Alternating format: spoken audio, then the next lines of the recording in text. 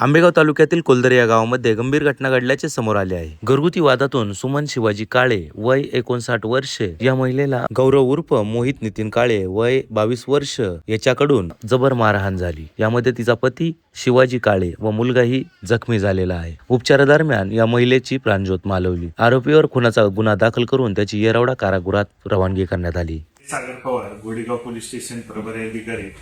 Godegaon police स्टेशनच्या हद्दीमध्ये दिनांक 7/8/2026 रोजी कोलदरी या गावामध्ये एक भांडणाचा प्रकार घडलेला होता।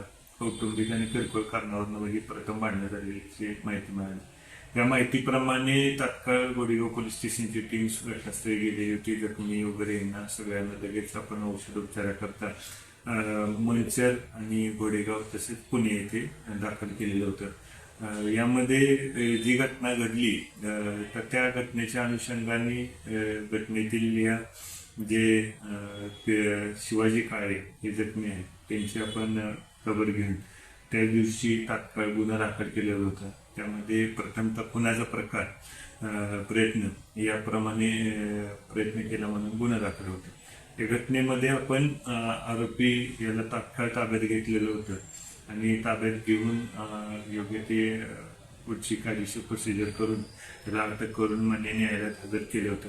न्यायालयाने कस्टडीमध्ये त्यांना लगेच येरवडा कारागृहामध्ये जो न्यायालयाने दाखल करण्याचा आदेश दिला त्याप्रमाणे आपण येरवडा कारागृहामध्ये दाखल केले।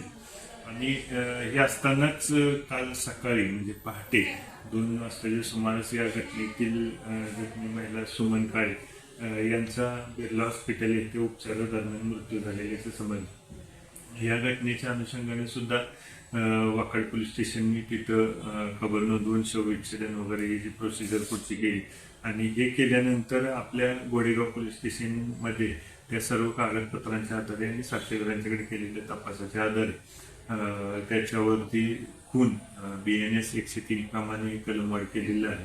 आणि हे करत असताना एकंदरीत त्या घटनेत जी काही आपल्याला स्थानिक नागरिक आणि साक्षीदार आहेत त्यांच्याकडून जी काही माहिती उपलब्ध होत आहे त्या माहितीच्या आधारे सुद्धा आपण कायदा आणि कानूनामध्ये सुद्धा भविष्यामध्ये वाढ करू शकतो। दुसरी गोष्ट अशी आहे की जी घटना घडली ती अत्यंत हृदयद्रावक होती, कारण ज्या जखमी महिलेला मृत्यू आला त्यामध्ये तर त्या आरोपीने लोखंडी अशी चौकोनी पाईप आणि जमिनीवर आपटून वगैरे मारहाण केलेली होती आणि तिला वाचवण्यासाठी जे कोणी मदत केली त्यांना सुद्धा तिने मारहाण केली। एकंदरीत घटना ही गंभीर असल्यामुळं त्याबाबत आपण योग्य तो बंदोबस्त सुद्धा त्या परिसरामध्ये नेमलेला आहे आणि माननीय आमचे SP संदीप गिल साहेब, ॲडिशनल SP शुभम कुमार साहेब आणि DYSP अमोल मांडवे साहेब यांच्या मार्गदर्शनाखाली मी स्वतः तपास करते।